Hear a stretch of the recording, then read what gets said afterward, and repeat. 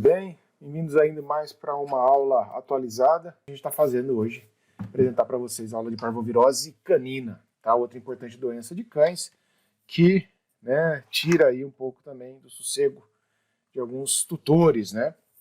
Tutores aí dos cães. Tá joia? Então vamos dar uma atualizada nas aulas, fiz aí para vocês e espero que aproveitem, tá bom? Sempre lembrando, já deixam aí o like, tá, no vídeo, mostrar para o YouTube que esse conteúdo é relevante, que esse conteúdo pode chegar a mais pessoas. Agradeço o apoio, né, participem aí do canal, se inscrevam, participem como membros do canal, isso nos dá uma força muito grande também, já que é um trabalho que eu faço fora a parte, né, do meu trabalho. Então é algo que a gente possa aí futuramente aprimorar o canal, fazer lives e a gente poder também ter participação aí de convidados, pessoas importantes, né, referências aí dentro da área também. Tá joia? Então participem, divulguem bastante, tá? Aproveita aí também para pedir essa ajuda a vocês e vamos lá. Bom, parvovirose canina, gente, acho que todo mundo já ouviu falar, né? Muito canina, muito bem disseminada, bastante difundida, né, com relação à sua doença, né, o que causa, principalmente aí um problema muito grave, né, relacionado aí a cães, especialmente filhotes, tá? Então a parvovirose, ela já é muito tempo conhecida, já foi difundida bastante ainda no século XX, né, lá na década de 70. E no início ela foi chamada de enterite canina parvoviral, né, o próprio nome denominando aí também a questão, deixa eu pegar aqui uma laser, né, uma enterite, o que causa o sinal clínico, né, qual é a espécie, né, o hospedeiro, e qual o agente causador. Né? Então uma enterite em cães causados por um parvovírus. Então é um grande problema da enterite, um dos principais sinais clínicos é a diarreia. Tá? Então dentre as possíveis causas de diarreia, é o que vai estar no diagnóstico diferencial e na lista aí de suspeita clínica, tá? A parvovirose, quando o animal apresenta um sinal clínico, uma diarreia, né, sanguinolenta, hemorrágica, como a gente vai falar mais para frente, tá bom? Então, a ideia é que geralmente a gente tenha uma abordagem um pouco, né, atualizada, não esquecendo também da parte mais bastante já concretizada, né, bastante já consolidada da doença. Então, geralmente, vocês sabem, são cães menores de 6 meses, né, independente de idade e sexo, é a população mais predisposta. Isso acontece principalmente, né, a população imunossuprimida ou ainda que não foi vacinada, tá? Então, só para a gente entender um pouquinho, essa doença ela causou uma grande preocupação no início, principalmente na Europa, tá? E nos Estados Unidos também. Então, a gente tem, em 1976, o surgimento dessa doença que acometia, né, cães e causava uma diarreia hemorrágica severa. Além disso, a diarreia ela acabava, né, o próprio vírus ele causava uma gastroenterite, então estava relacionado a algum sinal clínico como vômitos, e isso determinava uma desidratação muito grave dos animais. Então, associando ainda uma desidratação também a filhotes, né, a emergência clínica ela é muito maior, então causou muito bem a morte, né, de vários animais aí no final da década de 70. Né? Então, aqui vocês estão vendo aqui do lado, somente os noticiários da época, né, o que foi relacionado aí também na destruição, né, justamente aí a cometimento, a morte de vários cães aí na década de 76 até 78 também. Isso foi bastante generalizado. A doença ela se espalhou globalmente em 2 anos. Né? Então, para ver a possibilidade, né, o grande poder disseminador que tem do vírus. Tá joia? Então, fez com que houve uma mortalidade, uma morbidade muito alta, e que fez, logicamente, com que as autoridades, né, sanitárias, não só relacionadas à população animal, tomassem algumas medidas de prevenção também. Tá? Pela essa alta morbidade e mortalidade, né, ela está muito relacionada em animais jovens, como eu falei para vocês, menos de 6 meses, né, e que não receberam, né, ou ausência de imunidade natural, que seja passada aí, né, de imunidade materna, ou mesmo animais que não foram vacinados. Então, essa é a população maior de risco. Né? Então, já que as vacinações ela determina a resistência, tanto a vacinação da cadela, né, quando você tem aí o final que transfere passivamente a anticorpos, né, para os fetos, né, para os filhotes, eles já nascem com uma imunidade adquirida, uma imunidade passiva, mas que também depois eles precisam determinar uma imunidade ativa, né, uma imunidade uma imunidade celular relativamente importante aí para você ter uma defesa do organismo, né, para esses animais aí.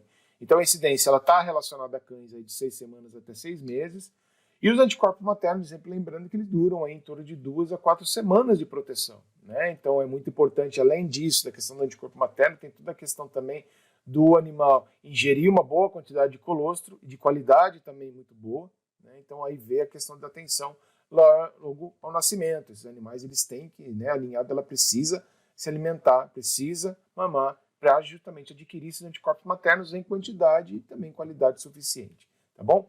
Então a resposta imune, enquanto você tem uma alta concentração, né, alteração de anticorpos maternos, né, no animal, no filhote, a resposta imune realmente efetiva ela fica quase bloqueada. Por quê? Porque o animal ele não vai estar gastando energia, o sistema imune dele também ele vai estar se desenvolvendo.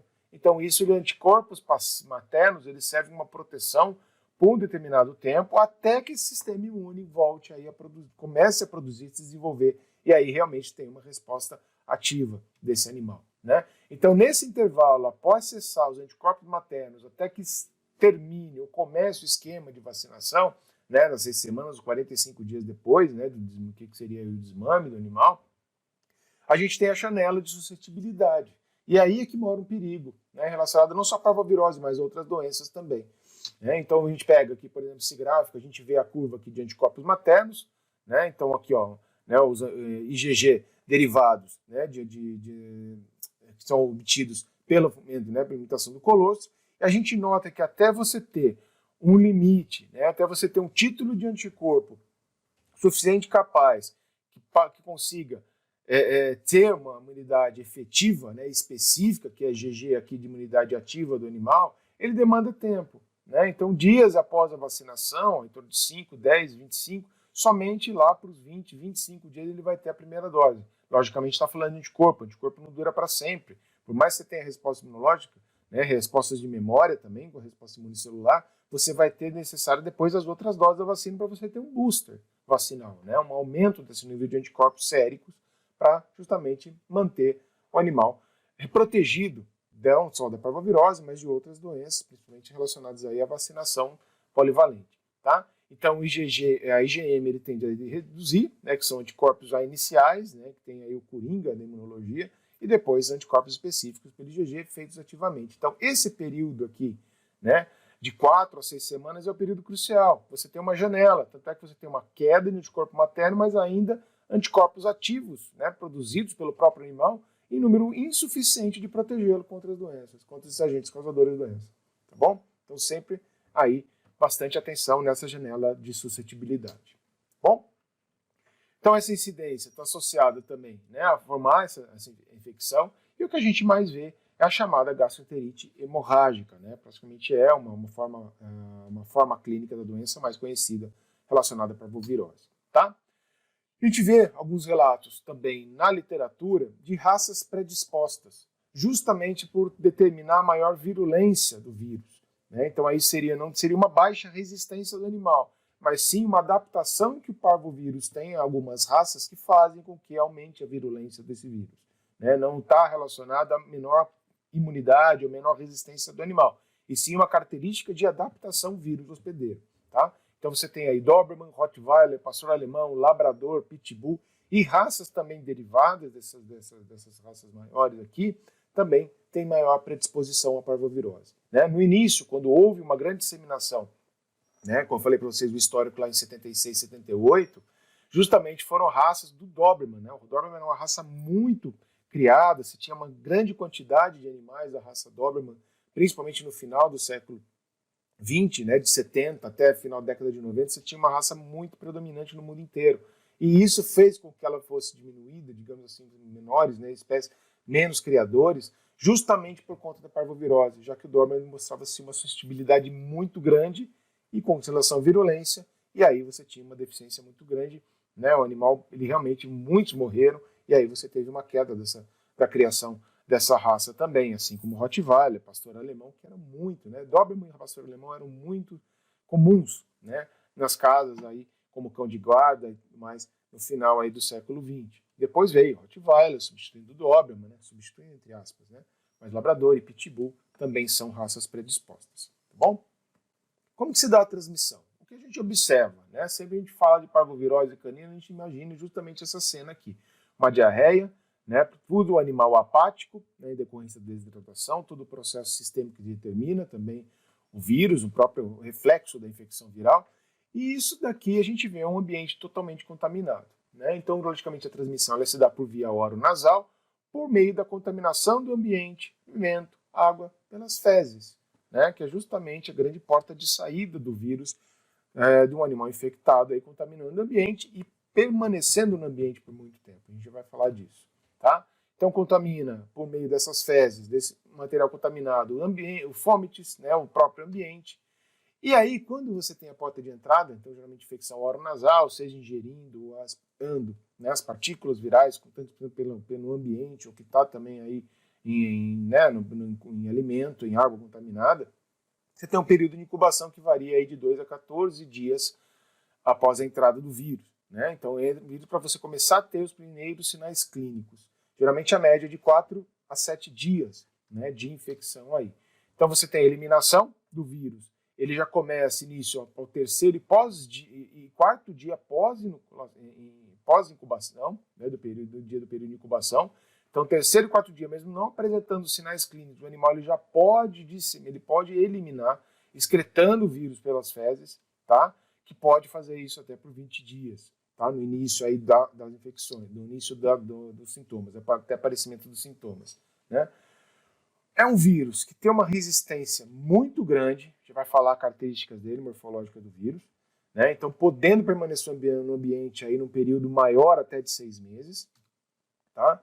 E a gente vê uma grande disseminação na população, né, de cães aí. Principalmente em cães urbanos, você tem de 60% a 95% de prevalência, isso soroprevalência, ou seja, ou eles já entraram em contato direto com o vírus, ou mesmo pode ser anticorpo vacinal. Mas os estudos que foram feitos, principalmente no final da década de 90 início até dos anos 2000, né, do século 21, dão em torno de soroprevalência em cães urbanos de 60% a 95% em populações não vacinadas. Tá? Esses aqui são os estudos muito feitos aí por grupos de pesquisa da USP, da UEL, da Unesp e Botucatu também, que descreveram algumas regiões do estado de São Paulo e também Rio de Janeiro e Minas Gerais, uma prevalência que teve aí mais baixa de 60% até 95%, dependendo da região. Tá? É muito alto. Né?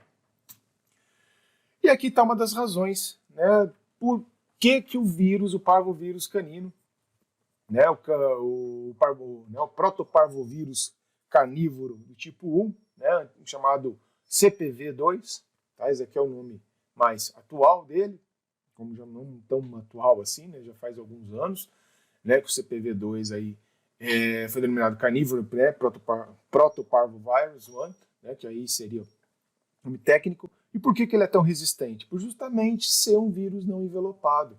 É um vírus que tem um diâmetro muito pequeno, é entre um dos menores vírus, e que tem uma produção muito grande. Então ele é da família Parvoviridea, subfamília Parvovirine, e do gênero Protoparvovírus.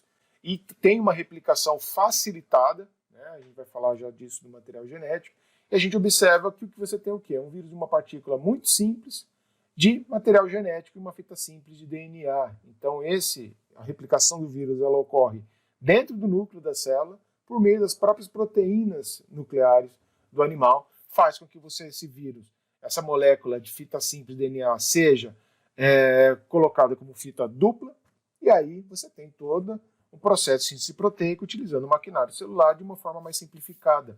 Tá? Isso faz com que sejam produzidas as proteínas aí do capsídeo, a proteína CP, né, do capsídeo, a proteína do capsídeo do vírus, que é a única, e sempre lembrando, é somente proteína, então a resistência no ambiente ela vai ser muito maior. Né? Então ele tem um capsídeo de formato icosaédrico, como a gente está vendo aqui, né, lembrando um pouquinho aí da microbiologia, da virologia que vocês tiveram, e isso faz com que o vírus seja produzido de forma mais simples, mais rápida e uma grande quantidade também. Isso explica também a grande disseminação do vírus, e sua resistência por justamente ter um capsídeo proteico, um vírus não envelopado. Tá? Aqui mostrando o esquema aí das fitas simples de DNA, né? Então é um genoma relativamente curto, de 4 a 6 mil bases, né? Fita simples, não é pares de bases, sim bases somente. E aí você tem as regiões aí codificadoras das proteínas não estruturais, que vão agir dentro da célula, fazendo com que o maquinário celular trabalhe a favor do vírus. E aqui você tem a parte do genoma que codificam as proteínas estruturais, né, tanto do capsídeo como também as proteínas virais, aí 1, 2, que são as proteínas antigênicas, né, VP1, VP2, que são justamente aí as proteínas que vão induzir a formação de uma resposta imune, são identificados aí para a debelação da infecção. Tá? E baseado nessas proteínas, já foram descritos dois subtipos. Você tem o CPV1, né, e você tem o CPV2. CPV1, por mais que você tenha aí, foi relacionado, ele não está muito relacionado na gastroenterite parvoviral. Tá? Ele não está em gastroenterite hemorrágica. E sim o CPV do tipo 2, o subtipo tipo 2. Então já foram descritos aí, né, o tipo 2 e dois subtipos, né, o CPV2A e o CPV2B. Houve também nos Estados Unidos há um tempo surgimento de uma outra variação, um outro subtipo, que é o CPV2C, né, que não teve tanta propagação aí, não foi, mas já foi relacionado também a um terceiro subtipo aí, mas sendo o CPV2A o principal aqui no Brasil, e que também ambos, tanto CPVA como B, também CPV2A e 2B, eles têm comum a sua antigenicidade, né? Então, digamos, a vacina protege tanto para o 2A como o 2B também, tá? Então você tem essa relação, essa imunidade cruzada aí entre esses subtipos também, como o próprio 2C. Beleza? Vamos entender um pouquinho aí da patogenia então, gente. Né? Você tem exposição oronasal, tanto para a entrada aí do vírus, né? Então, a partir do momento que o animal ele ingere um material contaminado, aspira, né, e tudo mais desse ambiente, o vírus ele vai ser inalado, vai ser, né, inalado, e aí vai migrar justamente para ser tido, tem toda uma parte de resposta imune inata que vai determinar com que esse vírus seja levado aí para tecidos linfóides, né, principalmente aí associado à região de orofaringe, né, linfonodos aí relacionados à orofaringe. Nisso vai acontecer o primeiro processo, que é a viremia, né? A disseminação do vírus justamente por utilizar maquinário imunológico, né, dessa resposta inata, né, inespecífica, que acontece comumente para qualquer partícula estranha. Tá? Feito isso, nesse processo de viremia, né, disseminação, esse vírus ele vai para a medula óssea, outros órgãos linfóides, né, medula óssea é um órgão linfóide primário, outros órgãos linfóides secundários, e também por tecido ingerido, né, também comido, mas ele vai estar presente no trato gastrointestinal, indo para jejum, ilho e outros órgãos, que a gente vai falar mais à frente, como rins, ele vai ser eliminado pela urina, pode, dependendo dos casos mais crônicos. Você tem problema de miocardite em animais jovens, a gente vai falar disso também. Então a viremia ela é generalizada, tá? Por células aí linfóides, para órgãos linfóides, também aí medula óssea, tá bom? Então, determinando na medula óssea, nesses órgãos linfóides, uma alteração dessa funcionalidade, né? Então aí você vai começar a ter quadros de linfopenia, neutropenia e atrofia de timo. E, logicamente, isso aí a gente está falando de animais mais jovens. Tá? Então, essa diminuição da quantidade de linfócitos e neutrófilos circulantes, né, justamente se deve na ação do vírus a essas células e pela destruição também. Então, isso vai causar uma imunossupressão no animal, que, em decorrência disso, vai afetar outros órgãos aí por determinar maior disseminação e menor combate do vírus por parte do sistema imunológico. Tá? Já que esse daqui a gente está falando de patogenia no animal não vacinal. Né? Se o animal tivesse vacinado, o que nós teríamos? Teríamos essa viremia? Não, iria para órgãos linfóides e a coisa parava por aí. Poderia ter uma viremia, mas ela seria muito baixa, dificilmente você teria apresentação de sinais clínicos. Né? Esse é o grande princípio de você ter um processo vacinal, né? De você impedir no início, você já ter células de memória ou resposta imune suficiente, capaz de parar, né, ou toda a via aí de transmissão. Beleza? Então, com isso, causa imunossupressão e, a partir daí, você tem uma viremia generalizada, tá, do parvovírus no organismo animal. Tá? Um dos principais órgãos que vai ser acometido, né, é o trato gastrointestinal, especialmente o intestino na região de jejuno e ilho. É onde você tem aí as células de maior tropismo do parvovírus canino. E aí você do parvovírus carnívoro, tá? Então você tem aí, pegando a estrutura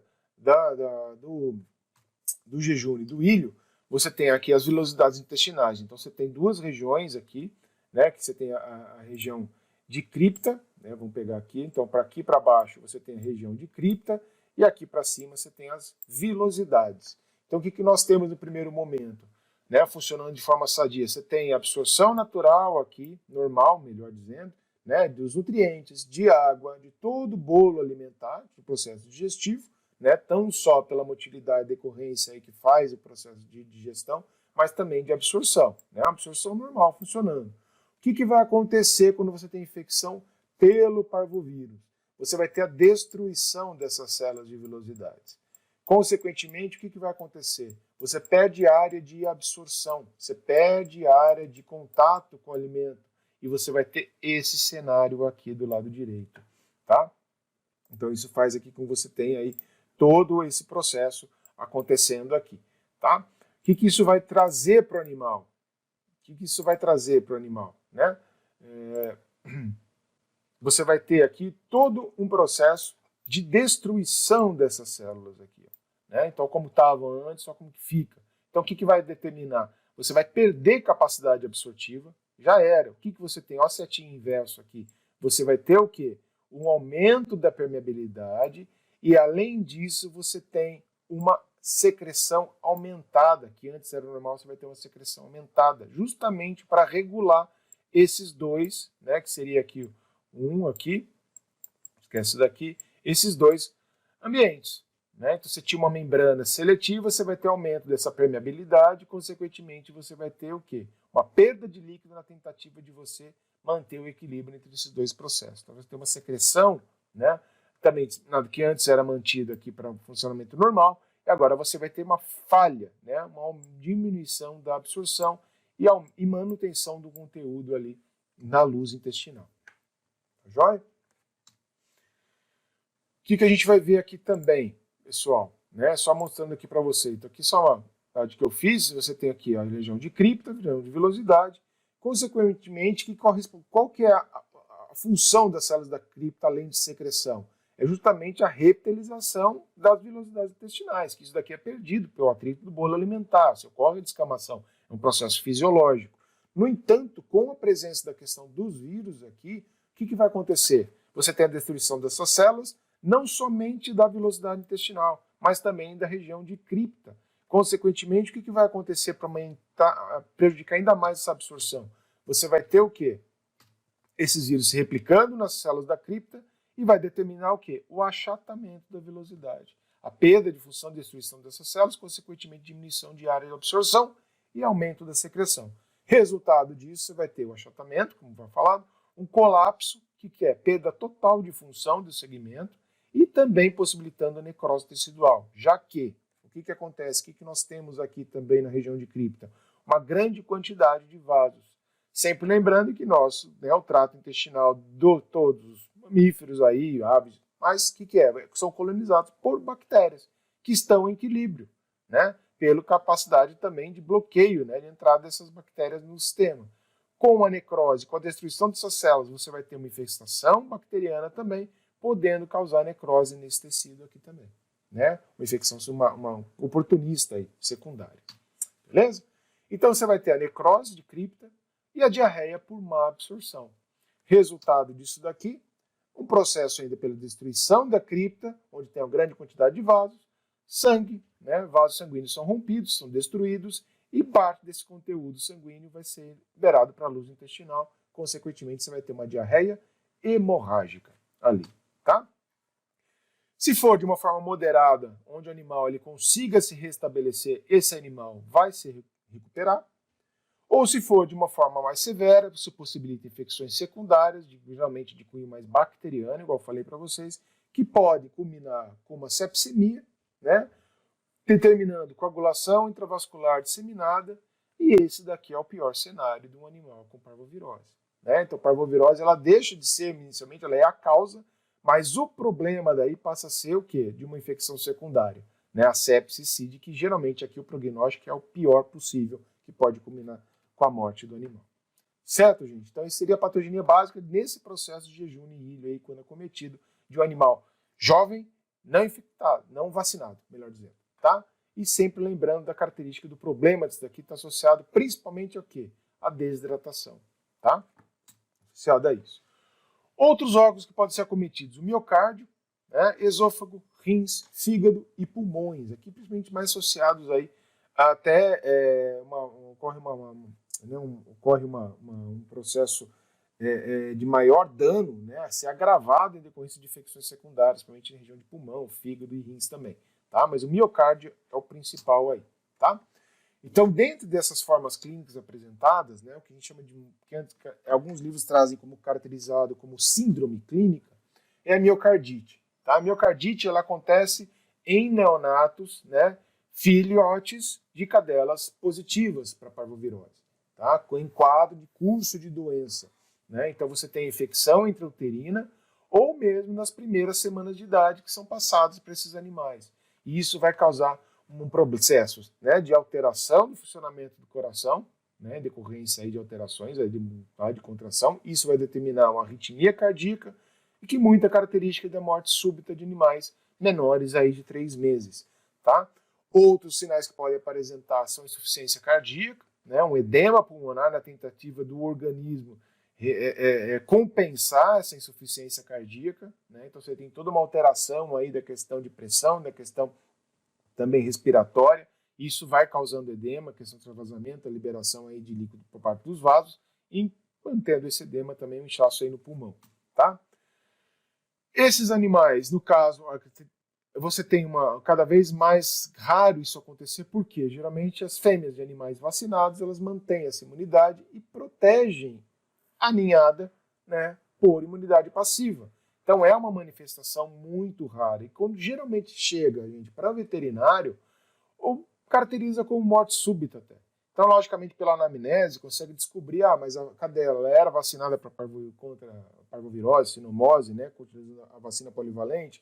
Não era. A chance de essa morte súbita ter relacionado à miocardite causada por parvovirose.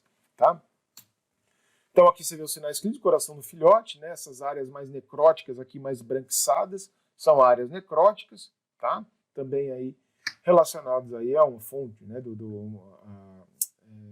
fonte também do vírus, né, determinando essa lesão nessas células, consequentemente uma insuficiência cardíaca e determinando a arritmia, falha, né, no mecanismo aí contrátil aí também do coração da pulsação, tá? Aqui também a gente consegue observar essas áreas necróticas, essas áreas mais esbranquiçadas aqui, áreas de necrose, né, no coração também de um animal neonato aí, quando foi feita aí a necrópsia. Tá? Principal forma clínica, né, eu nem vou colocar síndrome clínica, apesar que o meu processo é forma clínica, né, então seria uma gastroenterite hemorrágica, né, que geralmente, igual a gente já falou aí, resumindo novamente, que afeta cães jovens não vacinados. Você tem uma súbita prostração. Por que você tem essa prostração? Né, um animal apático, no canto, quieto, na dele, pedra de toda a atividade que ele tem. Por quê? Por conta da desidratação. O animal ele vai parar de se alimentar, ele vai parar de beber água, e ele vai perder muita água em decorrência da diarreia e piorar ainda mais do vômito. Sempre lembrando que a gente está falando de cães jovens, gente. Então, cães jovens, a desidratação, se num cão adulto já é preocupante, cão jovem é emergência, né? Então aí entra o grande processo no início de tratamento, que é justamente a fluidoterapia, que a gente vai falar para frente, tá? Então o animal ele vai perdendo peso, não vai comendo, o vômito vai ficando cada vez mais frequente, e o vômito cada vez mais frequente, a desidratação só vai piorando, né? Vai começar a ter a cialorreia, apresentar quadros de febre, dor abdominal à palpação, né? E a diarreia hemorrágica acaba caracterizando, né? Só que antes ele vai apresentar sinais clínicos inespecíficos, como a própria diarreia hemorrágica inespecífica. Está associado também a infestações parasitárias, por exemplo, corpos estranhos, qualquer outra atividade, ainda mais filhote, né, gente? Porque filhote não tem uma seletividade tão grande assim, né? O que eles comem, o quanto de coisa que já foi encontrado, de corpos estranhos que esses animais ingerem, também não está fora do normal, tá? Então, isso é uma tendência também, desde a prostração até a diarreia hemorrágica, ter aí um curso rápido da doença, né, da infecção aí também. E isso é decorrência, desidratação, hipovolemia. O animal pode entrar em choque hipovolêmico, né, que é entre estado de emergência, o animal ele pode entrar em choque, tá? Em decorrência da taquicardia, começar a ter palidez de mucosa, né? A taxa de preenchimento capilar ela vai demorando cada vez mais, né? Você faz o teste, pressiona lá, mais de 3 segundos, pô, já é preocupante. Vai ter essa hipotensão e diminuição da temperatura corporal.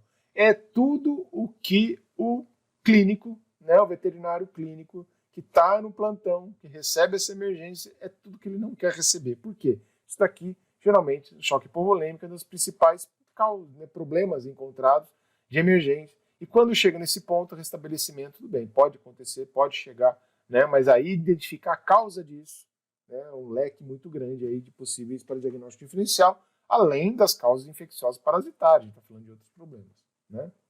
Aí também metabólicos, tem todos os processos. Tá joia? E até aqui a fala, né? A produção de urina. Certo? Pode determinar com todo esse choque uma parada cardíaca respiratória, culminando com a morte aí também do animal, né?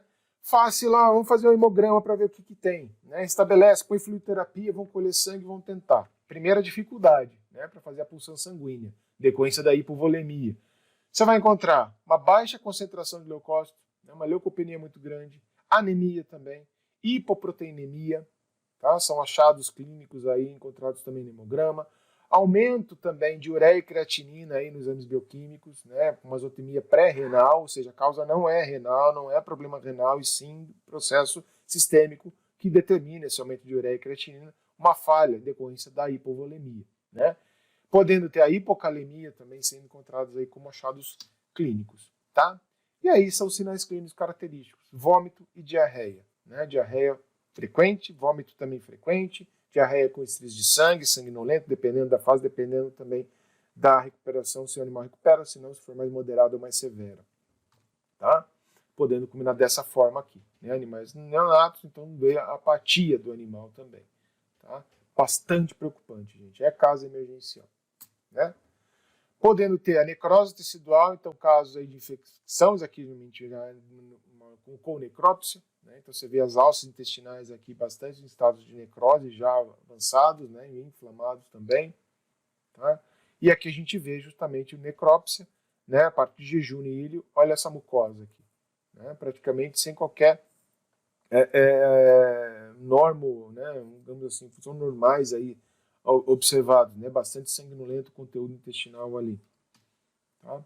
E olha a quantidade de infiltrado mononuclear que a gente observa aí numa lâmina aí, no histopatológico. Né? Olha a quantidade de infiltrados.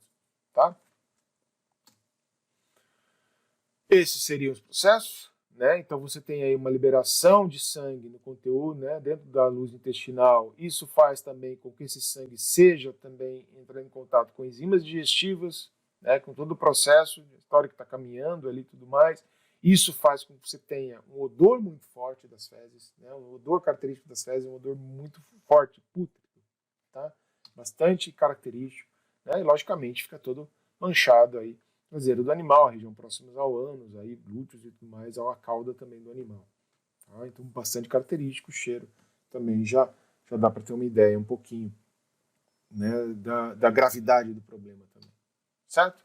Aqui é só um quadro, né, que mostra esse resumo da patogenia que eu mostrei para vocês, né? Então, animais neonatos, você tem aí exposição, a maior principal causa é a miocardite, igual que eu falei para vocês, né? Com fibrose crônica, cardiomiopatia, né? A falha do coração, o edema pulmonar combinando com a morte, e a morte súbita em decorrência aí, né? Cães menores aí de 3 meses pela arritmia, né? Onde o animal não consegue manter batimento cardíaco, né, o ritmo cardíaco, e essa arritmia pode culminar com a falência, né, cardíaca. Tá?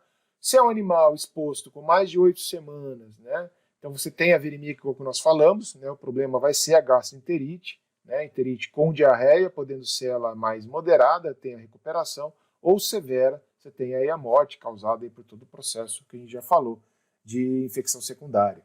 Tá? Por bactérias gram-negativas, né, entre bactérias presentes aí no intestino. Beleza?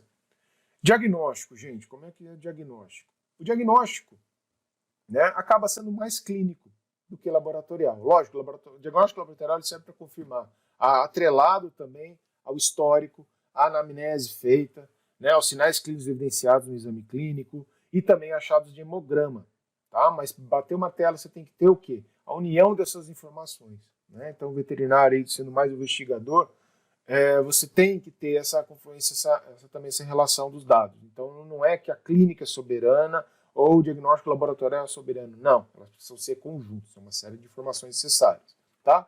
Então, rotina clínico histórico, sinais clínicos, hemograma.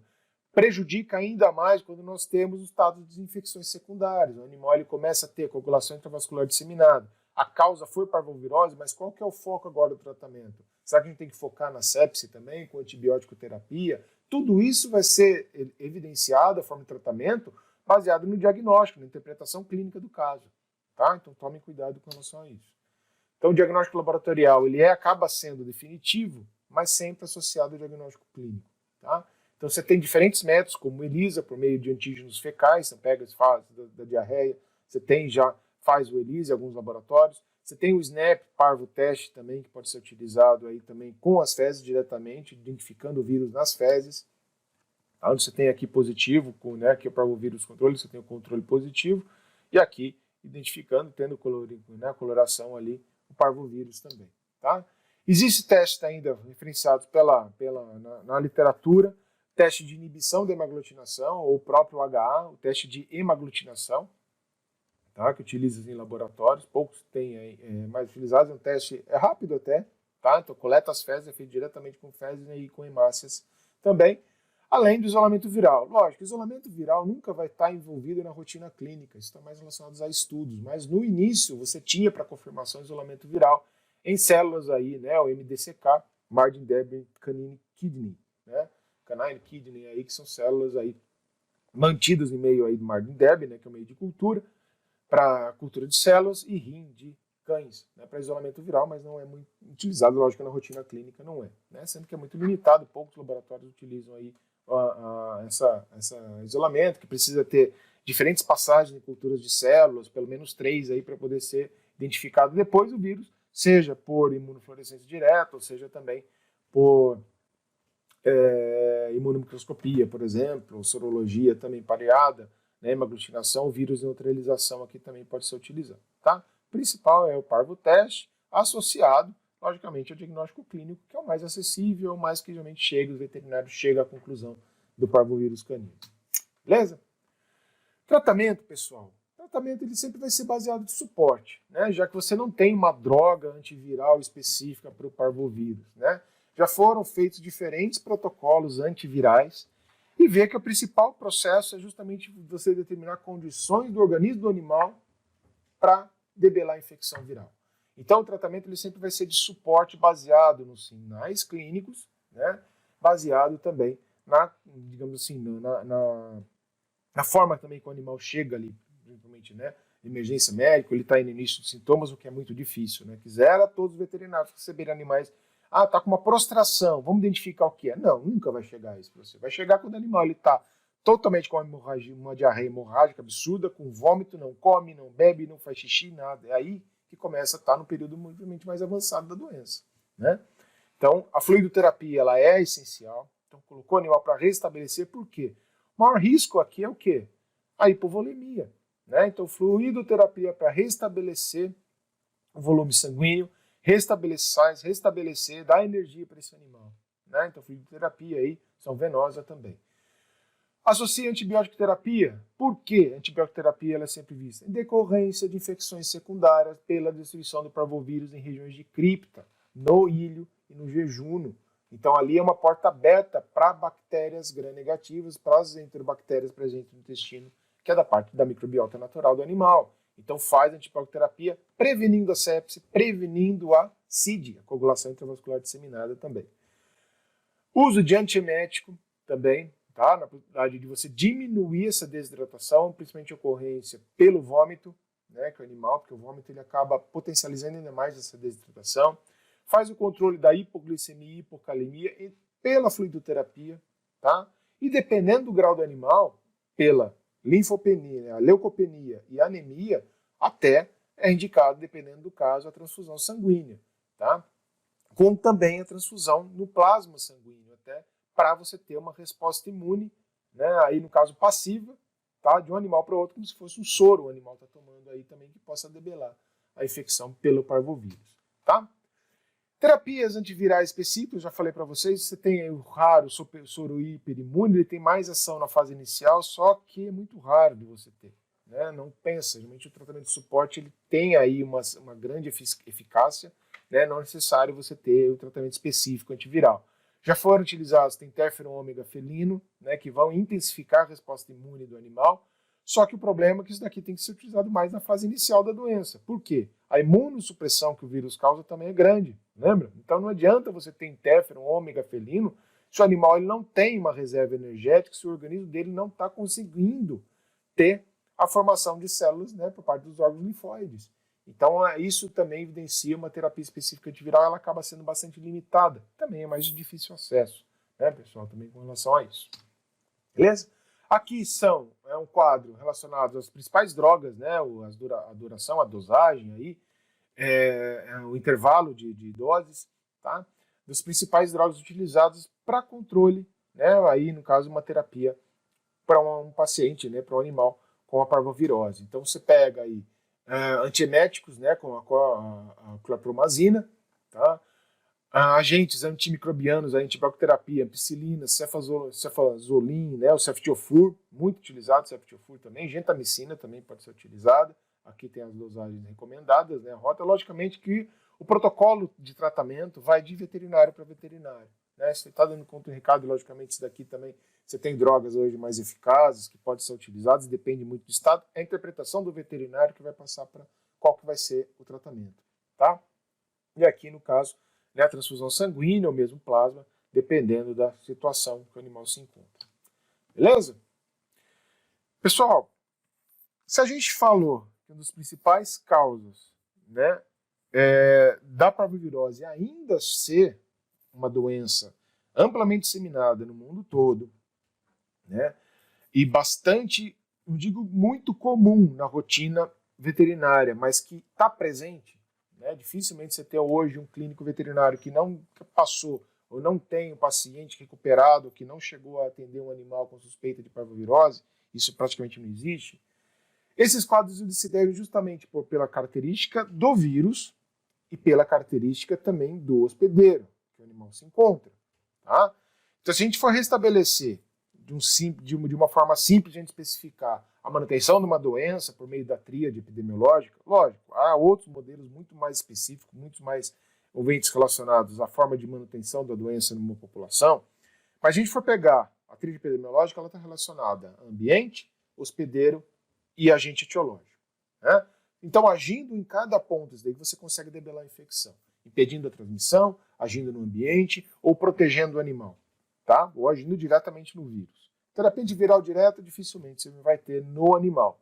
Mas você tem como agir no ambiente, impedindo que o vírus, o agente etiológico, esteja no ambiente? Tem. E aí que vem os maiores cuidados relacionados à parvovirose. Né? Principalmente quando você tem um surto de parvovirose numa ninhada. Né? Ou seja, em criadores, de raças específicas. Esse é o maior problema. Por quê? O vírus ele é um vírus não envelopado. A gente já falou disso na etiologia. Então, se é um vírus não envelopado, ele é um vírus muito mais resistente ao ambiente. Por quê? No ambiente, as suas proteínas de capsídeo, elas são proteicas, não são glicoproteicas como vírus envelopados. Então, elas dificilmente vão ser desnaturadas, dificilmente vão ser perdidas. E a capacidade infectante do vírus ela vai prevalecer quanto esse vírus está no ambiente. Não é que ele tem uma camada a menos comparado a um vírus envelopado, que ele vai ser mais resistente, menos resistente. Não. A resistência que a gente está falando aqui é a resistência da sua atividade biológica, tendo as proteínas para ele se ligar à célula e aí se penetrar, ter a sua replicação e produzir mais vírus ainda. Então, essa resistência que a gente está falando. Tá? Então, o ambiente ele é bastante propício para a manutenção do vírus. Por quê? Pela característica estrutural que ele tem e essas proteínas também. Tá? Então, o isolamento de animais em tratamento, tá? Ele permanecer aí em torno de 4 a 6 semanas. Tá? Em isolamento, no mínimo, até que se tenha a manutenção, esse animal esteja sadio. Ele tem que ficar em isolamento por quê? Porque ainda dentro desse período ele vai estar eliminando o vírus para o ambiente. Né? Então, não misturar animais que estão em tratamento, mas ele já está melhorzinho, posso colocar com os outros? Não. Né? Mesmo os outros animais são vacinados? Não. Você tem um desafio maior ainda que a carga viral no ambiente.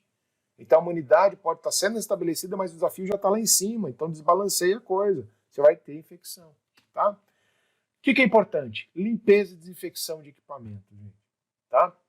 Esse é o ideal. Existem produtos, principalmente alvejantes, o próprio hipoclorito de sódio, a 3%, pode ser utilizado e ter uma eficácia muito grande. Tá? Então aqui, hipoclorito de sódio, aqui eu peguei de um site, até já vou adiantar aqui, gente, a gente vai ter uma live falando disso, tá certinho, também não só da Parvo, a gente vai falar da sinomose também, ver as dúvidas que vocês vão ter aí, tá? Existe um site bastante legal que é killparvo.org, é um site em inglês que lá mostra todos os produtos que estão disponíveis aí para ser utilizados, tá? Aqui, ó, perdão, não é Killparvo. Killparvo é a nomenclatura que tem alguns produtos por parte dessa iniciativa, dessa organização, ó, canineparvovirus.org, tá vendo? canineparvovirus.org é o site lá que tem. E vê que alguns produtos utilizados, principalmente utilizados em hospitais, em clínicas, tá? Eles vêm com uma denominação bastante legal, assim, que chama Kill Parvo, tá? Ou seja, mata o parvovírus, né? Elimina o parvovírus. Então isso é bastante importante. Lógico que a gente está falando dos Estados Unidos, né? Então seria bacana se a gente tivesse isso aqui no Brasil. Então aqui você vê hipoclorito de sódio, é o principal, é o que mais a gente tem, né? Qualquer alvejante comum que você pega aí, que boa, qualquer outro de outras marcas aí, dilui a 0,3 e deixa no ambiente por no mínimo 10 minutos ali para agir, né, em toda a partícula viral que tem ali, tá? Além disso, tem cloreto de sódio, você tem o peroximonossulfato de potássio, né, peróxido de hidrogênio, que aí tem alguns outros, esse Rescue aqui que eu não vi no Brasil, mas tem esse Snap, que é um desinfetante hospital bastante utilizado, que nada mais é que um alvejante, é um cloreto de sódio aqui também, tá? Aqui algumas marcas também que são utilizadas. Uma marca que está entrando bastante, eu vi nesse site que não tem uma eficácia muito grande, é o Lysol. Tá? A marca ela tem uma deficiência muito grande no combate à parvovirose canina. Então, até que tem nesse site eles falam bastante disso lá e mostram, inclusive, estudos relacionados, artigos relacionados que mostram a ineficiência desse Lysol. E aí você tem outras variedades de produtos que também são, né, do Lysol que podem combater a parvovírus, mas o basicão lá, aquele mais vendido, não usa. Tá? Pode ser utilizado, limpeza utilizando, né, o vapor aí como uma tentativa de você eliminar por meio do calor úmido, né, também pode ser utilizado. E é um vírus com alta resistência, né, gente, mantendo aí por meses até anos. Estima-se aí, tem alguns estudos, bastante controverso, a maior parte dos estudos também foi feito na década de 80, tá, gente, de manutenção do vírus no ambiente. E esses estudos mostraram aí que o vírus ele pode ser mantido até 2 anos no ambiente sem sol, né, e uma umidade relativa adequada para o vírus. Tá? Então, que seria um ambiente realmente úmido e frio, o vírus ele é mantido muito maior do que o ambiente que recebe uma luz solar, uma radiação solar maior e que seja mais quente também. Tá? Isso facilita. Sempre lembrando, raio solar é o melhor no ambiente. Né? Até para você colocar um animal em tratamento, permita que ele receba, o local que esse animal tem tratamento, receba bastante luz solar, que acaba diminuindo bastante essa carga infectante no ambiente também. Tá? Então, isso aqui a gente está falando de agir no ambiente, beleza? E no animal, como a gente vai agir? Vacinação, gente, não tem outra forma, né? Ah, vamos tratar? Não, é vacinar. A mesma vacina que é feita para sinomose, para adenovírus, para o que for, né? Leptospira e tudo mais, que é a vacina polivalente, né? Que chega aí a V8, V10, V11, você tem. Sempre lembrando, aqui só peguei uma imagem na internet, né? Não recebo nada por isso aqui, da Pfizer aqui, tá? Então, sinomose, né, o adenovírus canino tipo 1, tipo 2, o parvovírus, ó, CPV tipo 2 está aqui, coronavírus, parainfluenza, leptospira, né, aumento aí de outros sorovários, leptospira, enfim, né, utilize, faça o esquema vacinal. Lembrando que é muito importante você ter um esquema vacinal, a cadela, né, apresentar um esquema vacinal completo também. Né, a mãe dos filhotes, ela precisa também ter a passagem de anticorpos passivos por meio do colostro. Então, qual que é o grande problema? Mesmo que eu faça a imunidade dos animais depois, né, do desmame, que é quando você tem a diminuição de anticorpos maternos e início da atividade imunológica desse animal, né, de uma imunidade ativa, justamente convertendo a vacina em imunidade, em anticorpo, em células de memória, mais, né, além de resposta celular, a gente tem que lembrar daquela janela imunológica, né, a janela ali de predisposição, tá? Perdão, janela de suscetibilidade. Tá joia, gente? Então tem que lembrar disso. Então faz, sempre lembrando, coloquem os animais, fiquem reservados, não saiam à rua com ele antes de cumprir o protocolo vacinal, tá? As 3 doses com reforço na última lá, tá bom? Então, vacinação dos filhotes. Essa é a principal ideia, juntamente com o controle do ambiente, caso tenha casos, né, de parvovirose ali no local, tá? Esquema de vacinação é a vacinação em 3 doses, né, que todo veterinário vai fazer isso, 3 doses com reforço, a 4ª dose. Então, de 6 a 12 semanas faz a primeira dose. Depois de 1 mês ou 21 dias, dependendo do local, tá, gente? Dependendo do local, tem problema de parvovirose local. Adianta o esquema vacinal, tá? Para fazer um booster aí vacinal. Faz outro mês a 3ª dose, e depois, aos 6 meses de vida, faz a última dose com reforço anual, tá? Nesse tempo, isola o animal. Se houve caso da doença na casa, outro local, o ideal é não colocar o animal no mesmo local, só que a gente sabe que seria perfeito. Só que a gente vê também em locais que não tem outro local para deixar o animal, senão no quintal, no mesmo local que já teve casos ali de parvovirose. Então você vai ter que agir no local, desinfecta, tá? Usa lá o hipoclorito, usa lá o alvejante diluído ali 0,3 ou 1% mesmo no ambiente, deixa agir por 10 minutos ali, desinfecta esse local, tá? E faz a revacinação anual também aí. Beleza, gente? Valeu!